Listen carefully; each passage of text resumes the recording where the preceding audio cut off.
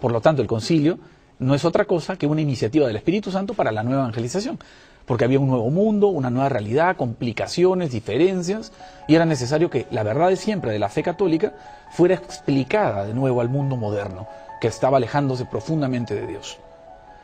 Entonces, ¿qué pasa cuando se ocurre una confusión posterior?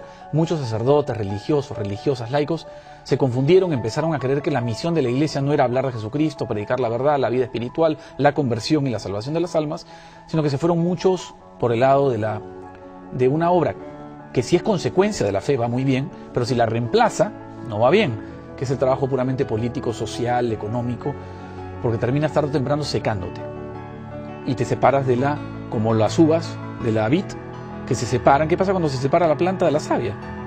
Dura un poco, todavía parece que te la puedes comer un poco, unos cuantos días. Ahí se seca y se pudre y se muere.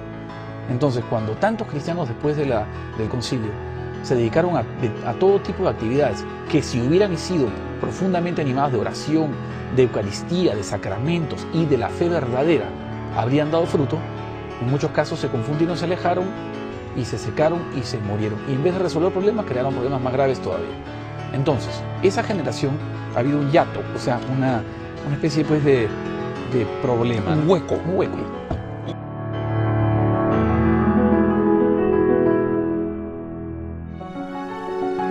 En donde el Papa pide que evangelicemos otra vez al mundo.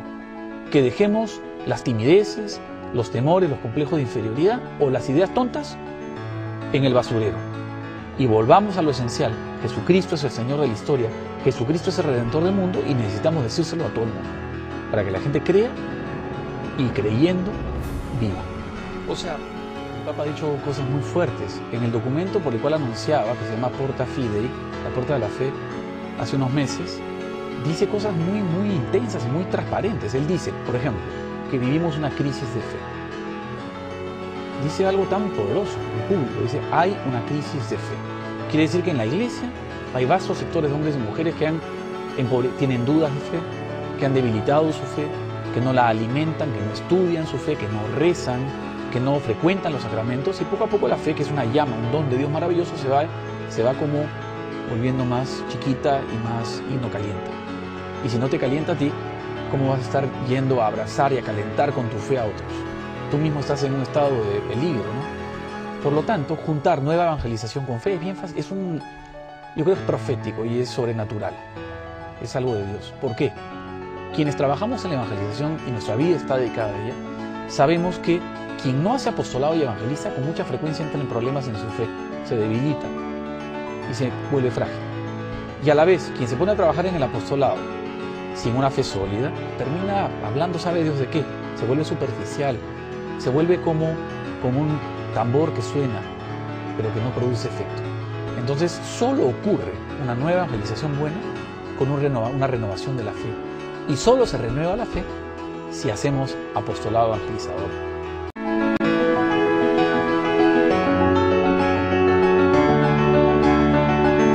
¿Qué hacemos nosotros los hombres? Porque es obvio que finalmente la conversión es una acción de la gracia superabundante de Dios, que tiene una de sus manifestaciones privilegiadas precisamente en la Santísima Madre, como ícono, ¿no? Como imagen, pero también como realidad. Ella, ¿no? Ella es una persona que se preocupa por nosotros.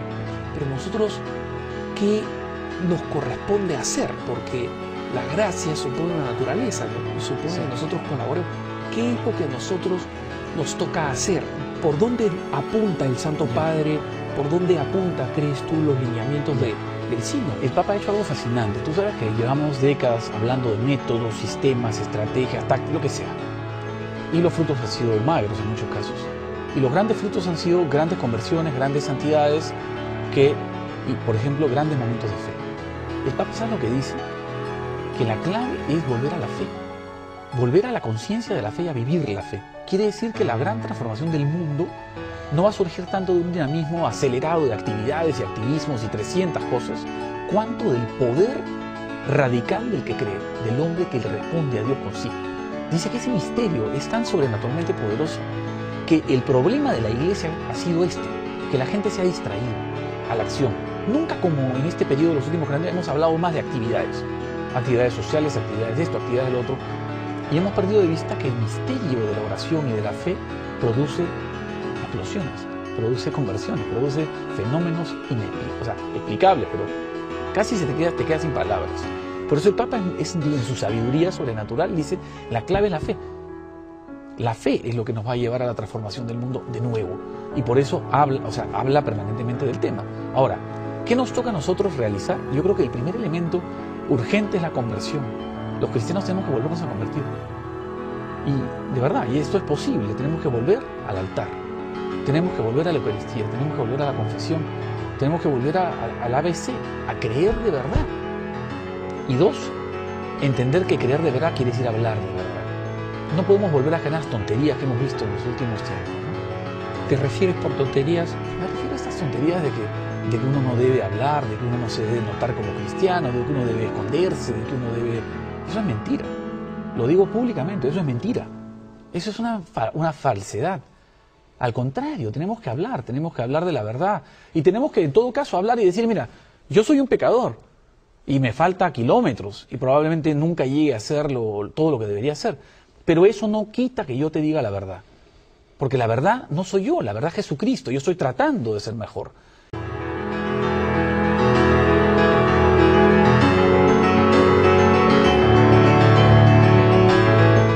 No es solamente una iniciativa humana. Dios nos lo está pidiendo. Tú eres católico, tú crees, Dios te está pidiendo que formes parte de esta nueva iniciativa. No se trata que lo haga el padre de tu parroquia. No hay manera. Los sacerdotes son una minoría en el mundo católico, en el sentido del número total. Solo va a haber éxito si es que nosotros los laicos nos despertamos. Y nos despertamos con iniciativas, con ardor, y lo vemos como nuestra misión.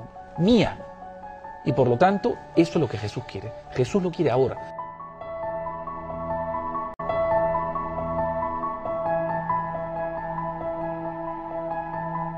¿Sería tu exhortación para el cristiano que vive la fiebre y el pecado del miedo, que creo yo es el principal obstáculo para este estallido de nueva evangelización? Le diría que el día en que él hizo su confirmación y en las promesas bautismales, el miedo es un síntoma satánico. Es decir, quien cede al miedo cae en la tentación. El miedo nunca desaparece, pero yo le diría, ¿qué pierdes probando una vez? Tírate a la piscina, habla de Jesucristo, haz apostolado, escoge la persona que menos te cueste y después ven a contarme cómo te has sentido. Es algo tan maravilloso, tan profundamente bello, que no vas a dejar de hacerlo porque te vas a dar cuenta que te da una felicidad que nada te puede ofrecer.